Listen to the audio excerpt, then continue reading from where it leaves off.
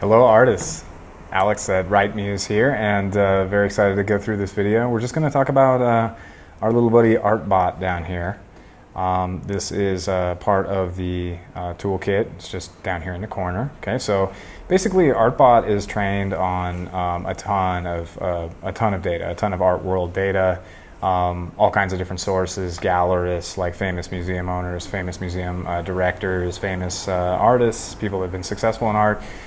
Quotes and wisdom from them, and also a ton of practical guides. All the top like art books are in there, everything like this. So this is a wonderful resource, and all you have to do is basically click down here, and you can just ask it a question. So this is sort of more of a free form thing than these other tools. The other tools are a little more focused and fill out the fields and get the result, based on best practices.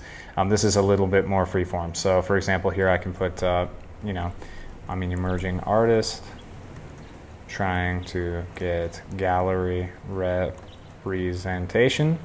How often should I post on Instagram? Okay, this is like a question I might ask, or somebody might ask, right?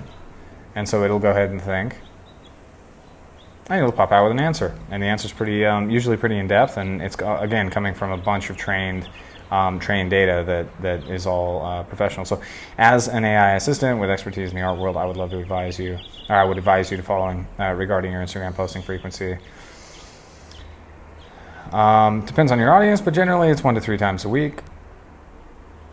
Maintain an active presence and engage with your followers, but don't overwhelm them. You want to do high quality content, avoid posting just for the sake of posting. This is something I see a lot, and even I've done in the past. Quality is more important than quantity. Be sure to engage with your audience, liking liking posts and participating in relevant discussions. This is true, and remember, this is just one part of this thing. You want to build relationships with galleries, through networking and portfolio submissions and in-person interactions. This is absolutely true. But the most important thing to do is just create exceptional artwork and continue refining your artistic practice, et cetera, et cetera. So this is really good advice, and it also answered the question, I think, like 1 to 3 times a week. Just that tells you everything. So that's awesome.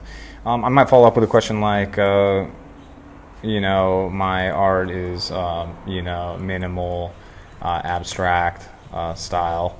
I don't know. What hashtags should I use on Instagram to get people seeing my posts? Okay, so it'll think for a second. Boom, here you go. So there you go, bunch. Okay, so here are the following hashtags to promote your. So minimal art, abstract art, art gallery, art exhibition, art addict, art featured, art for sale by artists. This is all good stuff. Like I've, know people have used these and yada yada. So, and these are kind of like stuff that you're not going to find. I think these are pretty in-depth insights, because going to look for this in Google or something, it's going to come up with a bunch of stuff. But things like art lovers, art of the day. This other, what was it? Art focus, art for sale by the artist, art for sale. These are art addict, art fair. These are cool, and you can just basically chat with this thing about your career. You can be pretty in depth with it, and again, it's trained on so much data that is like wisdom from people actually in the art world. So I think it's super helpful. So that's Artbot, and you can use this anytime. It is unlimited with a subscription. And if you're curious to try it out, you can try it out for free. It does have free limits for non-logged in users, and if you want to try it a little further, you can go ahead and get 7 days for free, and try out Right Muse and try out the other tools as well. So I hope this was helpful, and I hope you enjoy Artbot.